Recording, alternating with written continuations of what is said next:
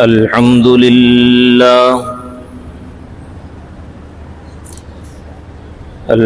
لله وحده والصلاة والسلام على من لا نبي بعده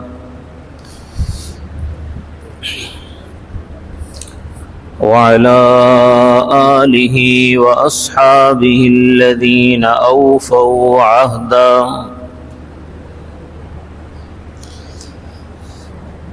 ونشهد أن لا إله إلا الله وحده لا شريك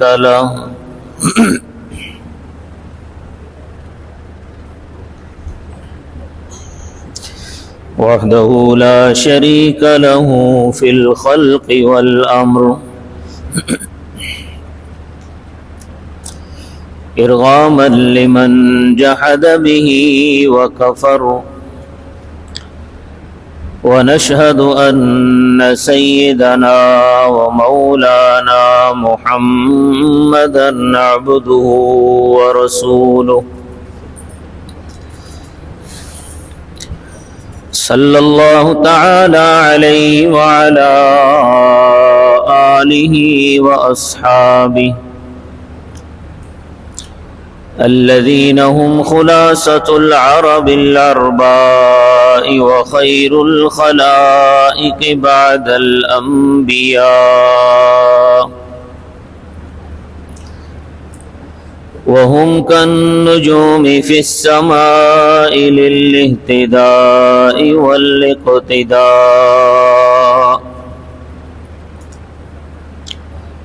وهم مفاتيح الرحمة ومصابيح الغرر.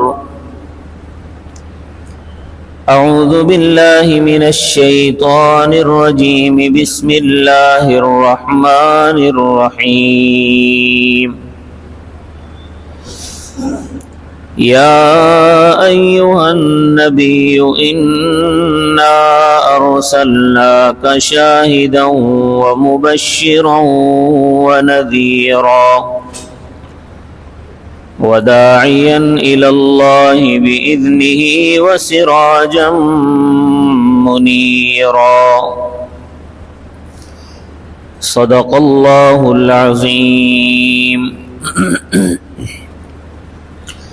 رب اشرح لي صدري ويسر لي أمري واحلل عقدة من لساني يفقه قولي.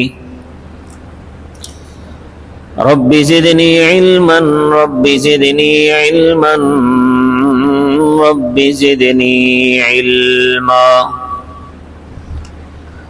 سبحانك لا علم لنا إلا ما علمتنا إنك أنت العليم الحكيم. تمام حضرات درود شریف پڑھ لیں. اللهم صل على محمد وعلى آل محمد كما صليت على إبراهيم وعلى آل إبراهيم إنك حميد مجيد. اللهم بارك على محمد وعلى آل محمد كما باركت على إبراهيم وعلى آل إبراهيم إنك حميد مجيد.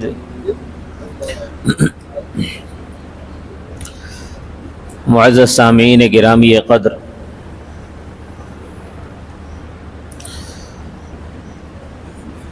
میں نے آپ حضرات کے سامنے جو آیت کریمہ تلاوت کی ہے،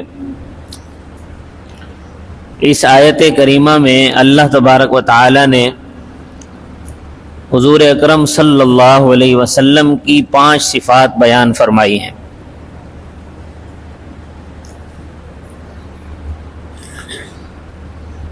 لیکن اللہ تبارک و تعالی نے ان 5 صفات کو بیان کرنے سے پہلے اپنے محبوب سے خطاب کرنے کا طریقہ سمجھایا ہے. کہ حضور اکرم صلی اللہ علیہ وسلم سے مخاطب کیسے ہونا ہے۔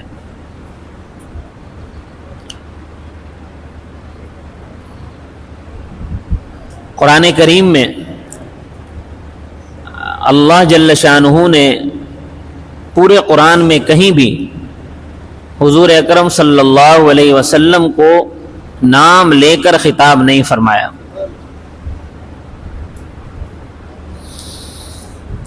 البتہ باقی جتنے انبیاء کا تذکرہ اللہ نے قرآن میں فرمایا ہے انہیں نام لے کر مخاطب کیے، جیسا کہ حضرت آدم علیہ السلام کا اللہ نے ذکر فرمایا تو فرمایا یا آدم اسکن انت وزوجک الجنہ، اے آدم تو اور تیری اہلیہ جنت میں ٹھہرو۔ اس سے معلوم ہوا کہ آدم علیہ السلام کو اللہ نے نام لے کر خطاب فرمایا۔ حضرت نوح علیہ السلام جب طوفان نوح آیا اور حضرت نوح علیہ السلام کا بیٹا طوفان میں غرق ہونے لگا تو نوح علیہ السلام نے اپنے بیٹے سے کہا کہ تم ہمارے ساتھ کشتی میں سوار ہو جاؤ تو بچ جاؤ گے، لیکن بیٹے نے نہ مانی۔ حضرت نوح علیہ السلام کی آنکھوں کے سامنے وہ غرق ہو گیا تو حضرت نوح علیہ السلام نے اللہ تبارک و تعالی سے فریاد کی ربی ان ابنی من اہلی وان وعدک الحق وانت احکم الحاکمین، اے میرے پروردگار یہ تو میرا بیٹا ہے اور بیٹا اہل میں سے ہوتا ہے، اور تو نے وعدہ کیا تھا کہ تیری اہل میں سے کسی کو غرق نہیں کیا جائے گا، تو یہ تو میرا بیٹا ہے۔ تو اللہ تبارک و تعالی نے حضرت نوح علیہ السلام کو خطاب فرمایا یا نوح انہ لیس من اہلک، کہ اے نوح یہ تیرے اہل میں سے نہیں ہے، کیونکہ اگر بیٹا کافر ہو تو وہ باپ کا اہل نہیں ہوتا، باپ کی وراثت میں بھی اس کا کوئی حصہ نہیں ہے۔ تو اللہ تبارک و تعالی نے حضرت نوح علیہ السلام پر یہ واضح کرنے کے لیے جب نوح علیہ السلام کو خطاب فرمایا تو نام لے کر خطاب کیا، فرمایا یا نوح انہ لیس من اہلک، اے نوح یہ تیرے اہل میں سے نہیں ہے۔ اس سے پتہ چلا کہ نوح علیہ السلام کو بھی اللہ تبارک و تعالی نے نام لے کر خطاب فرمایا۔ حضرت داؤد علیہ السلام کو بھی اللہ نے جب خطاب فرمایا تو قرآن میں نام لے کر خطاب کیا، فرمایا یا داؤد انا جعلناک خلیفۃ فی الارض، اے داؤد آپ کو ہم زمین میں خلیفہ بنائیں گے۔ اسی طرح حضرت زکریا علیہ السلام کو جب بیٹے کی بشارت دی گئی، حضرت زکریا علیہ السلام بوڑھے ہو چکے تھے، اولاد نہیں تھی، تو اللہ تبارک و تعالی کی طرف سے جب حضرت زکریا علیہ السلام کو بیٹے کی خوشخبری ملی تو اللہ نے فرمایا یا زکریا انا نبشرک بغلام اسمہ یحییٰ، اے زکریا ہم آپ کو ایک لڑکے کی بشارت دیتے ہیں، خوشخبری دیتے ہیں جس کا نام یحییٰ ہوگا۔ معلوم ہوا کہ حضرت زکریا علیہ السلام کو بھی اللہ نے نام لے کر خطاب فرمایا، حضرت یحییٰ علیہ السلام کو بھی اللہ نے نام لے کر خطاب فرمایا۔ قرآن میں فرمایا یا یحییٰ خذ الکتاب بقوہ، کہ اے یحییٰ مضبوطی کے ساتھ اس کتاب کو تھام لو۔ تو معلوم ہوا کہ حضرت یحییٰ علیہ السلام کو بھی نام لے کر خطاب کیا گیا۔ حضرت ابراہیم علیہ السلام کے جن کا مقام اور مرتبہ انبیاء میں حضور اکرم صلی اللہ علیہ وسلم کے بعد سب سے بلند ہے، انبیاء اکرام میں سب سے اعلیٰ مقام، سب سے اعلیٰ درجہ حضور اکرم صلی اللہ علیہ وسلم کا ہے۔ اس کے بعد دوسرے نمبر پہ حضرت ابراہیم علیہ السلام کا سب سے بڑا درجہ ہے، تیسرے نمبر پہ حضرت موسیٰ علیہ السلام کا سب سے بڑا مقام ہے۔ تو زکریا علیہ السلام نے جب اللہ کے حکم کی تعمیل کرنے کے لیے اپنی بیٹے کی گردن پر چھری رکھ دی تو اللہ تبارک و تعالی نے حضرت ابراہیم علیہ السلام کو خطاب فرمایا وَنَادَيْنَاهُ أَن يَا إِبْرَاهِيمُ قَدْ صَدَّقْتَ الرُّؤْيَا کہ ہم نے آواز لگائی کہ اے ابراہیم تو نے اپنا خواب سچ کر دکھایا. حضرت عیسیٰ علیہ السلام کا بھی جب اللہ نے قرآن میں ذکر فرمایا کہ جب عیسیٰ علیہ السلام کو پکارا گیا تو نام لے کر خطاب کیا. اللہ تبارک و تعالی نے فرمایا وَإِذْ قَالَ اللَّهُ يَا عِيسَى ابْنَ مَرْيَمَ کہ جب اللہ تبارک و تعالی نے کہا کہ اے عیسیٰ ابن مریم. غرض جتنے بھی انبیاء کا ذکر اللہ نے قرآن میں فرمایا ہے آدم علیہ السلام سے لے کر حضرت عیسیٰ علیہ السلام تک جتنے انبیاء کا ذکر قرآن میں ہے اللہ نے سب کو نام لے کر خطاب فرمایا. لیکن جب باری آئی محمد الرسول اللہ صلی اللہ علیہ وسلم کی، میرے اور آپ کے پیغمبر، میرے اور آپ کے محبوب، سرور کائنات، سرور دو عالم صلی اللہ علیہ وسلم کی جب باری آئی تو اللہ نے پورے قرآن میں کہیں بھی نام لے کر خطاب نہیں فرمایا، بلکہ کہیں کہا یا ایھا المزمل، کہیں پہ فرمایا یا ایھا المدثر، کہیں پہ فرمایا طٰہٰ، کہیں پہ فرمایا یاسین، کہیں فرمایا والضحیٰ. القاب سے اللہ نے خطاب فرمایا.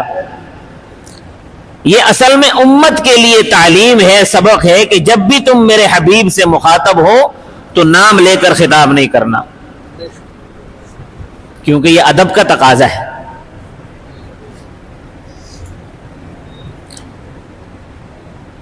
آپ دیکھیں کہ اگر کوئی بیٹا اپنے باپ کو نام لے کر پکارے تو لوگ اس کو بدتمیز کہیں گے، یہ تو بدتمیز آدمی اپنے باپ کو نام لے کر پکارتا ہے.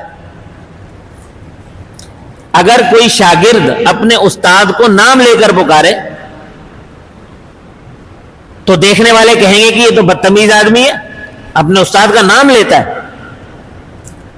کوئی چھوٹا اپنے سے بڑے کو نام لے کر پکارے تو لوگ کہتے ہیں کہ اس کی تربیت نہیں ہوئی ہے، اس کو گھر والوں نے کچھ نہیں سکھایا، کہ اس کو بڑوں کی تمیز نہیں ہے، یہ بڑوں کو نام لے کر خطاب کرتا ہے. تو ادب کا تقاضا یہ ہوتا ہے کہ بیٹا اپنے باپ کو نام لے کر نہ پکارے بلکہ ابا جان کہے یا ابو جی کہے. ادب کا تقاضا یہ ہوتا ہے کہ شاگرد اپنے استاد کا نام نہ لے بلکہ استاد محترم کہے یا استاد جی کہے. چھوٹا اپنے سے بڑے کو نام لے کر نہ پکارے. ادب کا تقاضا یہ ہے کہ چچا جان کہے یا بھائی جان کہے یا اس طرح کے القاب سے اس کو پکارے.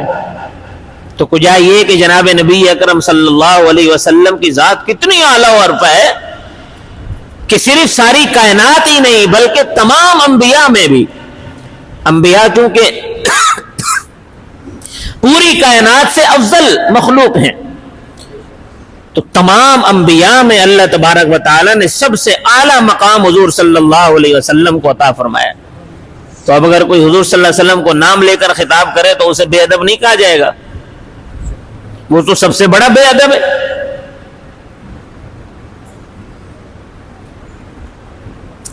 قرآن کریم میں ایسے لوگوں کے بارے میں فرمایا ہے کہ جو لوگ حضور اکرم صلی اللہ علیہ وسلم کو نام لے کر پکارتے تھے، فرمایا ان الذین ینادونک من وراء الحجرات اکثرهم لا یعقلون، کہ یہ جو آپ کو دیواروں کے پیچھے سے جو پکارتے ہیں یہ اکثر لوگ عقل نہیں رکھتے، یہ بے عقل لوگ ہیں. اور بے عقل ہی بے ادب ہوتا ہے. جو عقل مند ہوگا وہ با ادب ہوگا. تو اس آیت کریمہ میں اللہ نے سب سے پہلے اپنے محبوب سے خطاب کا طریقہ سمجھایا. پھر اس کے بعد اللہ تبارک و تعالی نے حضور صلی اللہ علیہ وسلم کی 5 صفات ذکر فرمائی ہیں. پہلی صفت یا ایھا النبی انا ارسلناک شاہدا، کہ اے نبی ہم نے آپ کو گواہ بنا کر بھیجا ہے. اس کا کیا مفہوم ہے، کیا مطلب ہے؟ بخاری شریف کی ایک حدیث ہے، حضور اکرم صلی اللہ علیہ وسلم نے ارشاد فرمایا کہ قیامت کے دن جب انبیاء اللہ تبارک و تعالیٰ کے سامنے پیش ہوں گے، جیسے مثال کے طور پر مثال دیتا ہوں کہ حضرت نوح علیہ السلام اللہ کے سامنے پیش ہو گئے، تو اللہ تعالیٰ حضرت نوح علیہ السلام سے پوچھیں گے کہ آپ نے اپنی قوم کو میرا پیغام پہنچا دیا تھا؟ نوح علیہ السلام کہیں گے یا اللہ میں نے پہنچا دیا تھا۔ تو اللہ تعالیٰ حضرت نوح علیہ السلام کی قوم سے کہیں گے کہ میری طرف سے میرا پیغام پہنچانے والا تمہارے پاس آیا تھا؟ حضرت نوح علیہ السلام کی قوم کہے گی کہ ہمارے پاس تو کوئی بھی نہیں آیا تھا، ہمیں تو پتہ ہی کوئی نہیں ہے۔ تو اللہ تعالیٰ حضرت نوح علیہ السلام سے کہیں گے کہ آپ کی قوم تو انکار کر رہی ہے، وہ تو یہ کہتی ہے کہ ہمارے پاس کوئی آیا ہی نہیں تھا۔ آپ کے پاس کوئی گواہ ہے جو اس بات کی گواہی دے کہ ہاں واقعتاً آپ نے اپنی قوم کو میرا پیغام پہنچا دیا تھا، آپ اپنی قوم کے پاس گئے تھے؟ حضرت نوح علیہ السلام کہیں گے کہ ہاں میری گواہ امت محمد ہے، حضور اکرم صلی اللہ علیہ وسلم کی امت میری گواہ ہے، وہ گواہی دے گی کہ ہاں میں نے آپ کا پیغام ٹھیک طریقے سے پہنچا دیا تھا۔ تو اللہ تبارک و تعالیٰ امت محمد کو بلائیں گے، امت محمد گواہی دے گی کہ یا اللہ واقعتاً ہم گواہی دیتے ہیں کہ حضرت نوح علیہ السلام نے آپ کا پیغام اپنی قوم کو ٹھیک ٹھیک پورے طریقے سے پہنچا دیا تھا۔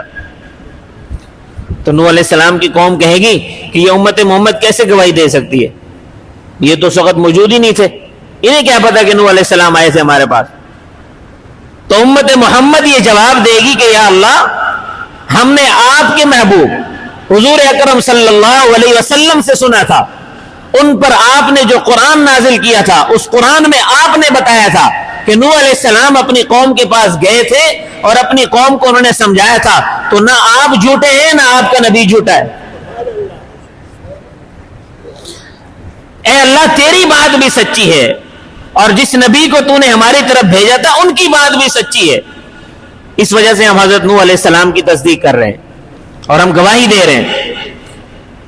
حضور اکرم صلی اللہ علیہ وسلم پھر اپنی امت کی تصدیق کریں گے، فرمائیں گے کہ ہاں میری امت بالکل صحیح کہہ رہی ہے۔ یہ مفہوم ہے شاہدن کا کہ ہم نے آپ کو گواہ بنا کر بھیجا۔ یوں اللہ تبارک و تعالی ہر نبی کو بلائیں گے اور ہر نبی سے پوچھیں گے اور اس کی قوم سے سوال کریں گے، اور ہر نبی کی گواہی امت محمد دیتی چلی جائے گی۔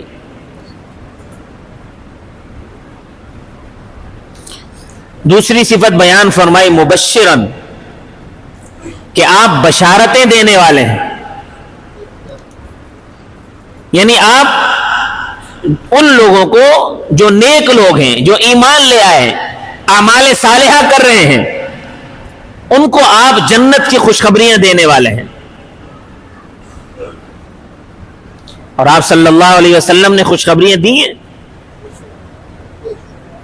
سب سے بڑی خوشخبری اس امت کے لیے یہ ہے کہ اس امت کا وہ فرد جس نے اپنی زندگی میں کبھی شرک نہیں کیا ہوگا وہ جنت میں ضرور داخل ہوگا۔ یہ اللہ تعالیٰ نے حضور اکرم صلی اللہ علیہ وسلم کو معراج میں یہ تحفہ عطا فرمایا تھا کہ اے میرے محبوب آپ کی امت کا وہ فرد جس نے اپنی زندگی میں کبھی شرک نہیں کیا ہوگا میں اس کو ضرور جنت میں داخل کروں گا۔ یہ سب سے بڑی خوشخبری ہے۔ ہاں گناہوں کی سزا ہو سکتا ہے بھگتنی پڑ جائے، جو برائیاں کی ہیں، جو گناہ کر رہے ہیں دنیا میں، ہو سکتا ہے ان کی سزا بھگتنی پڑ جائے، اللہ معاف فرما دے تو اللہ کی قدرت ہے، اللہ معاف کر سکتا ہے۔ لیکن اللہ اگر معاف نہ کرے تو گناہ کی سزا تو بھگتنی پڑے گی، اس کے بعد اللہ پاک جنت میں ضرور داخل کرے گا۔ جنت جہنم کا جو سب سے اوپر والا طبقہ ہوگا یہ امت محمد کے لیے ہوگا، امت محمد کے ان لوگوں کے لیے جو نے دنیا میں جن سے خطائیں ہو گئی، جن سے گناہ ہو گئے، اوپر والا طبقہ جو ہے وہ ان کے لیے ہوگا۔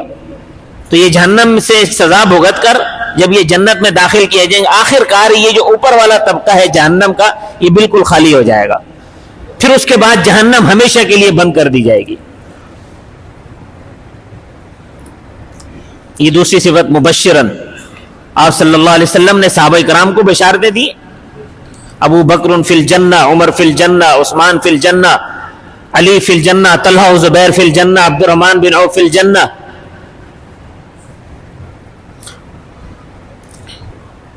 تو اللہ تبارک و تعالی نے آپ صلی اللہ علیہ وسلم کو بشارتیں دینے والا، خوشخبریاں دینے والا بنا کر بھیجا تھا. تیسری صفت اللہ نے بیان فرمائی، نذیرا، ہم نے آپ کو ڈرانے والا بنا کر بھیجا. یعنی جس طرح آپ خوشخبریاں دینے والے ہیں، جس طرح آپ اللہ کی رضا کی خوشخبری دیتے ہیں، اسی طرح اللہ کے غضب سے ڈراتے بھی ہیں. جس طرح آپ جنت کی نعمتوں کی خوشخبری دیتے ہیں، اسی طرح آپ جہنم کے عذاب سے ڈراتے بھی ہیں. جس طرح آپ نیک اعمال کرنے والوں کو جنت کی خوشخبریاں دیتے ہیں، ان کا قبر کے اندر ان کے لیے جنت کے باغات کھل جانے کی خوشخبریاں دیتے ہیں، اسی طرح آپ برے اعمال کرنے کی وجہ سے قبر کے عذاب سے بھی ڈراتے ہیں.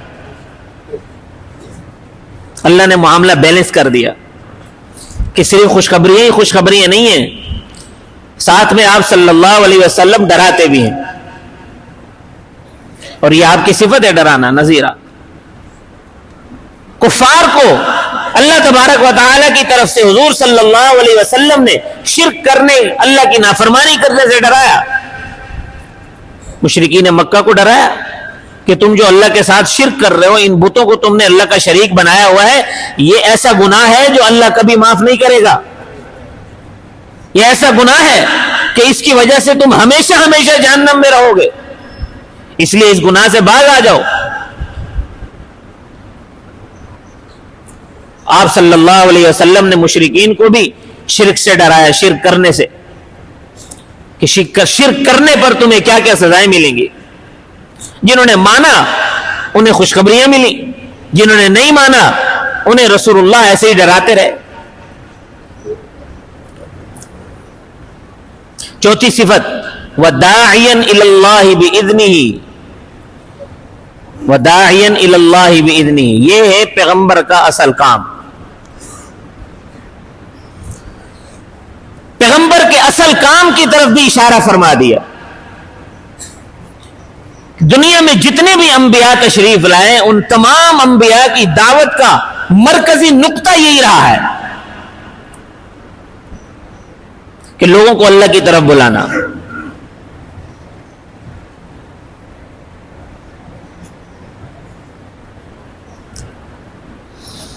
حضور اکرم صلی اللہ علیہ وسلم نے بھی لوگوں کو اللہ کی طرف بلایا، اور اللہ تبارک و تعالی نے انبیاء کی یہ صفت بیان فرمائی ہے. فرمایا ما کان لبشر ان یؤتیہ اللہ الکتاب والحکم والنبوۃ ثم یقول للناس کونوا عبادا لی من دون اللہ، کہ کسی بشر کے لیے یہ جائز نہیں ہے کہ اسے اللہ پاک کتاب دیں، اس کو نبوت عطا فرمائے، اس کو حکمت عطا فرمائے، اس کے بعد وہ لوگوں کو کہے کہ لوگوں آؤ میری بندگی کرو. نہیں، ولیکن کونوا ربانیین، بلکہ وہ یہ کہتے ہیں کہ تم اللہ والے بن جاؤ. کونوا ربانیین، اور یہی پیغمبروں کی دعوت کا مرکزی نقطہ رہا ہے.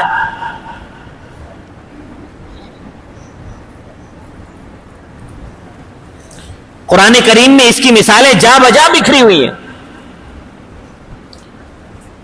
حضرت یوسف علیہ السلام کو جب قید خانے میں ڈالا گیا، آپ کو جیل میں ڈالا گیا، تو جیل کے اندر کچھ لوگ پہلے سے بھی قید تھے. یوسف علیہ السلام نے ان کے سامنے بیٹھ کر اپنی بے گناہی کا واویلا نہیں کیا کہ دیکھو مجھے بے گناہ جو ہے وہ جیل میں ڈال دیا ان لوگوں نے، میں نے کچھ کیا بھی نہیں تھا. زلیخا کی زیادتیاں نہیں بتائیں، عزیز مصر کی زیادتیاں نہیں بتائیں، اپنے بھائیوں کی زیادتیاں نہیں بتائیں، بلکہ جیل کے اندر قیدیوں سے کہا یا صاحبی السجن ارباب متفرقون خیر ام اللہ الواحد القہار، کہ اے میرے جیل کے ساتھیوں تم بتاؤ، اے میرے جیل کے ساتھیوں تم بتاؤ، ارباب متفرقون خیر، یہ جو اتنے سارے معبود لوگوں نے بنائے ہوئے یہ بہتر ہے ام اللہ الواحد القہار، یا ایک اللہ بہتر ہے جو کہ قہار ہے.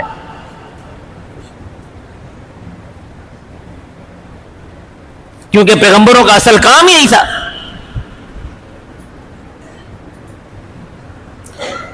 قرآن کریم میں اللہ تبارک و تعالی نے فرمایا یا ایھا الناس اعبدوا ربکم الذی خلقکم والذین من قبلکم لعلکم تتقون، کہ اے لوگوں اس رب کی عبادت کرو جس نے تمہیں پیدا کیا ہے اور تم سے پہلوں کو جس نے پیدا کیا، لعلکم تتقون، تاکہ تم پرہیزگار بن جاؤ.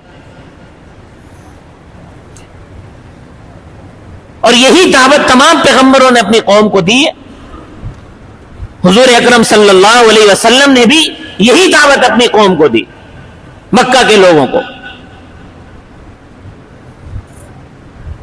اور اتنی جانفشانی سے دی کہ آپ صلی اللہ علیہ وسلم کے راستے میں جتنے مصائب آئے، جتنی پریشانیاں آئیں، آپ نے سب برداشت کی، لیکن اپنی دعوت سے پیچھے نہیں ہٹے. اسی لیے اللہ تبارک و تعالی نے حضور صلی اللہ علیہ وسلم کی چوتھی صفت یہ بیان فرمائی ہے وَدَاعِيًا إِلَى اللَّهِ بِإِذْنِهِ، کہ آپ اللہ کی طرف بلانے والے ہیں.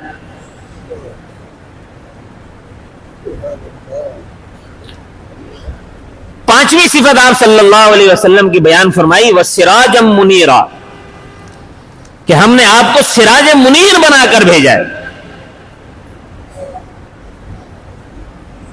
تفسیر ابن کثیر میں سراجا منیرا کی تفسیر میں لکھا ہے ای وامرک ظاہر فیما جئت به من الحق کالشمس فی اشراقها واضاءتها لا یجحدها الا معاند.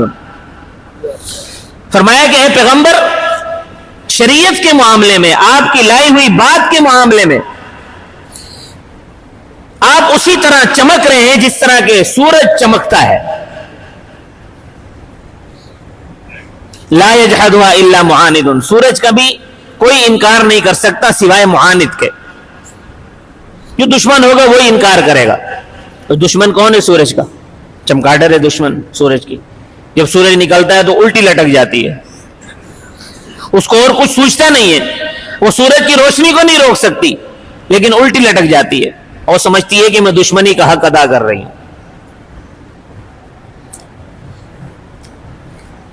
اسی طرح آپ صلی اللہ علیہ وسلم کو اللہ نے سراج منیر بنا کر بھیجا. اب آپ صلی اللہ علیہ وسلم کا انکار بھی وہی کر سکتا ہے جو صرف آپ کا دشمن ہوگا. لیکن انشاءاللہ جس طرح چمکاڈر سورج کا کچھ نہیں بگاڑ سکتی، اسی طرح انسان نما بھیڑیے بھی حضور اکرم صلی اللہ علیہ وسلم کی ذات کا، آپ کی نبوت کا، آپ کی ختم نبوت کا کچھ نہیں بگاڑ سکیں گے. آپ کو سراج منیر قرار دینے کا کئی وجوہات ہیں. ایک وجہ تو یہ ہے کہ جب سورج چمکتا ہے تو کسی روشنی کی ضرورت نہیں پڑتی. سورج چمک رہا ہو، اگر کوئی آدمی چراغ لے کر جا رہا ہو، آج تو خیر چراغ کا زمانہ نہیں ہے، موبائل کی لائٹ جلا کر کوئی جا رہا ہو تو لوگ اس کو کہتے ہیں لائٹ بند کر دے. وہ کہے کہ جی میں نے لائٹ اس لیے جلائی ہوئی ہے تاکہ مجھے نظر آئے. تو دیکھنے والا اس کو کہے گا تو بیوقوف آدمی ہے، اتنا بڑا سورج چمک رہا ہے اس میں تجھے کچھ نظر نہیں آ رہا، موبائل کی لائٹ میں نظر آئے گا. تو جب سورج چمک رہا ہے تو نہ موبائل کی لائٹ کی ضرورت ہے اور نہ بلب کی ضرورت ہے، کسی چیز کی ضرورت نہیں پڑتی. اور اگر سورج کے سامنے کوئی چیز روشن کی بھی جائے تو اس کی روشنی ماند پڑ جاتی ہے. تو جب آپ صلی اللہ علیہ وسلم تشریف لے آئے، آپ کی نبوت کا سورج دنیا میں ایسا چمکا ہے اور قیامت تک چمکتا رہے گا. آپ صلی اللہ علیہ وسلم کے آنے کے بعد اب کسی بھی نبوت کی ضرورت نہیں ہے، کسی نبی کی ضرورت نہیں ہے اور کسی کی نبوت کی بھی ضرورت نہیں ہے. اب آپ صلی اللہ علیہ وسلم کی نبوت کا سورج قیامت تک چمکے گا.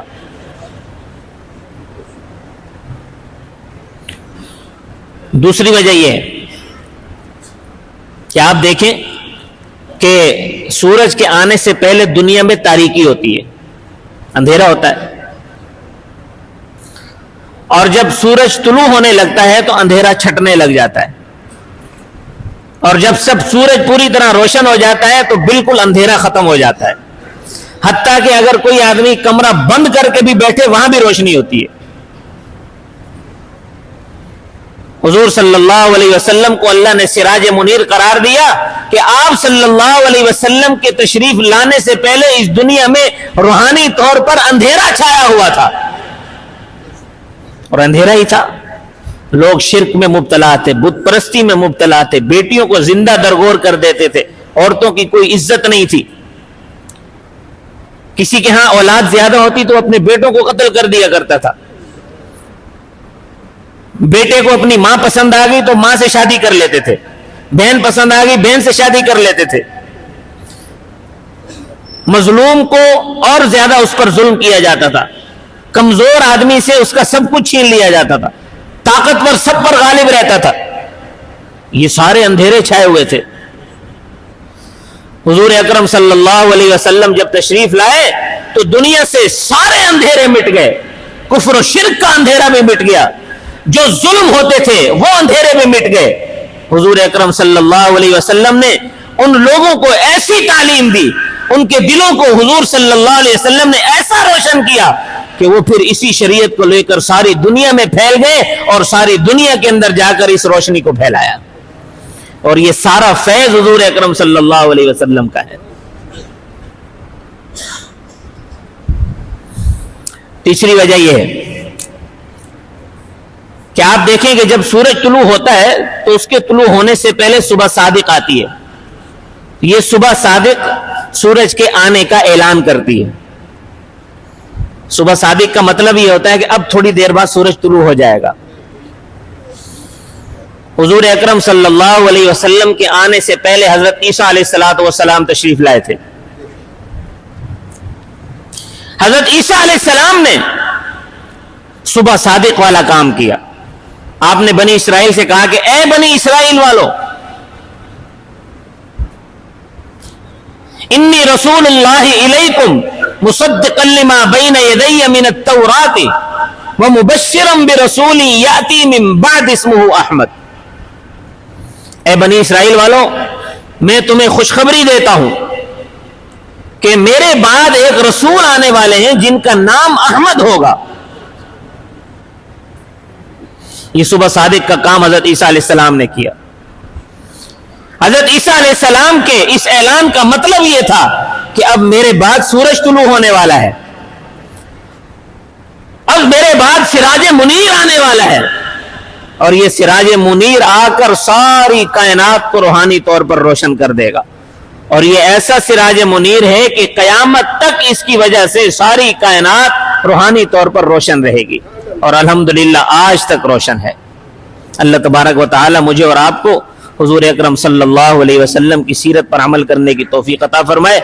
آپ صلی اللہ علیہ وسلم کی یہ 5 صفات اللہ نے قرآن میں بیان کی ہیں، جو میں نے مختصراً آپ حضرات کے سامنے بیان کیا ہے. اگر تفصیلی بیان کیا جائے تو ایک ایک صفت پر پورا بیان ہو سکتا ہے، تو مختصراً میں نے آپ کے سامنے بات رکھ دی. اللہ پاک مجھے اور آپ کو عمل کی توفیق عطا فرمائے. وما علینا الا البلاغ المبین.